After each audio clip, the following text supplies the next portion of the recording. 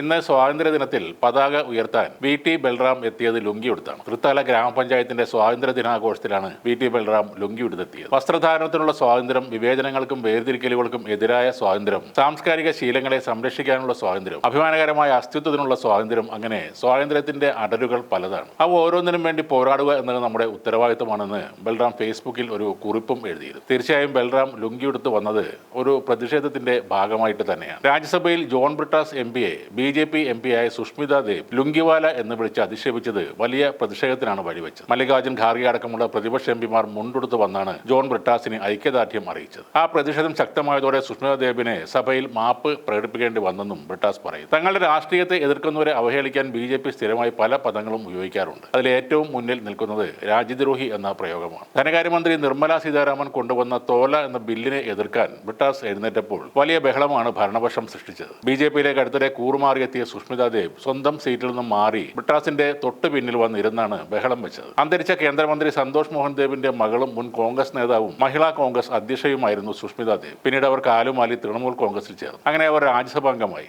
എന്നാൽ തൃണമൂൽ കോൺഗ്രസ് പരാജയപ്പെട്ടപ്പോൾ ഒരു നിമിഷം കൊണ്ട് അവർ വീണ്ടും ബി.ജെ.പിയിലേക്ക് ചേക്കേറി. അതാണ് സുഷ്മിതയുടെ രാഷ്ട്രീയ നിലവാരം. ഇവർ വല്ലാതെ ബഹളം വെച്ചപ്പോൾ കൂറുമാറി വന്നവർക്കാണ് കൂടുതൽ ഉത്സാഹം എന്ന് ബ്രിട്ടാസ് പറഞ്ഞത്. അപ്പോഴാണ് ലുങ്കിവാല എന്ന് വിളിച്ചുകൊണ്ട് അവർ അധിക്ഷേപം നടത്തിയത്. ലുങ്കി ഉടുക്കുന്ന ആളുകളെ കളിയാക്കുന്നതല്ല ഈ ലുങ്കിവാല പ്രയോഗം. ദക്ഷിണേന്ത്യക്കാരെ അപമാനിക്കാൻ പതിറ്റാണ്ടുകളായി ചിലർ പയറ്റുന്ന ഒരു പ്രയോഗം കൂടിയാണ് ലുങ്കിവാല എന്നത്. വെള്ളമുണ്ടനെയും കള്ളിമുണ്ടനെയും പൊതുവെ ലുങ്കി എന്ന് പറയാമെങ്കിലും അതിൽ ചില മാറ്റങ്ങളുണ്ട്. പശ്ചിമ ബംഗാളിൽ ലുങ്കി എന്നത് ബംഗാളി മുസ്ലിങ്ങൾ ഉടുക്കുന്ന കള്ളിമുണ്ടനെ പരിഹസിക്കുന്ന വാക്കാണ്. ആസാമിലാണെങ്കിൽ ബംഗ്ലാദേശി എന്ന് പരിഹസിക്കപ്പെടുന്നവർ ഉടുക്കുന്ന കള്ളിമുണ്ടാണ് ആ വാക്കുകൊണ്ട് അർത്ഥമാക്കുന്നത്. ലുങ്കിവാല എന്ന് ബ്രിട്ടാസിനെ സുഷ്മിത ദേവ് വിളിച്ചിട്ടുണ്ടെങ്കിൽ അതൊരു അധിക്ഷേപം തന്നെയാണ്. ബ്രിട്ടാസ് അവതരിപ്പിച്ച വിഷയം മുൻനിർത്തി റൂളിംഗ് നൽകിയ രാജ്യസഭയിലെ ചെയർമാൻ നമ്മുടെ സംസ്കാരം സവിശേഷവും വൈവിധ്യമാർന്ന പ്രാദേശിക സംസ്കാരങ്ങളെ ഉൾക്കൊന്നതുമാണ്. നമ്മുടെ സഹപ്രവർത്തകരുടെ പ്രാദേശിക സത്വങ്ങളെ സാംസ്കാരിക പാരമ്യങ്ങളോടും ഒരു തരത്തിലുള്ള അനാദരവും ഉണ്ടാകാൻ പാടില്ല എന്ന് വളരെ വ്യക്തമായി പറയുകയും ചെയ്തു. സുഷ്മിതയുടെ ഈ അധിക്ഷേപ പ്രയോഗത്തിനെതിരെ രാജ്യസഭാ പ്രതിപക്ഷ നേതാവ് ശ്രീ മല്ലികാർജുൻ ഖാർഗെയുടെ നേതൃത്വത്തിൽ പ്രതിപക്ഷം ഒന്നടങ്കമാണ് പ്രതിഷേധിച്ചത്. സഭ വീണ്ടും 2 മണിക്ക് ചേർന്നപ്പോൾ സുഷ്മിത ദേവിനെ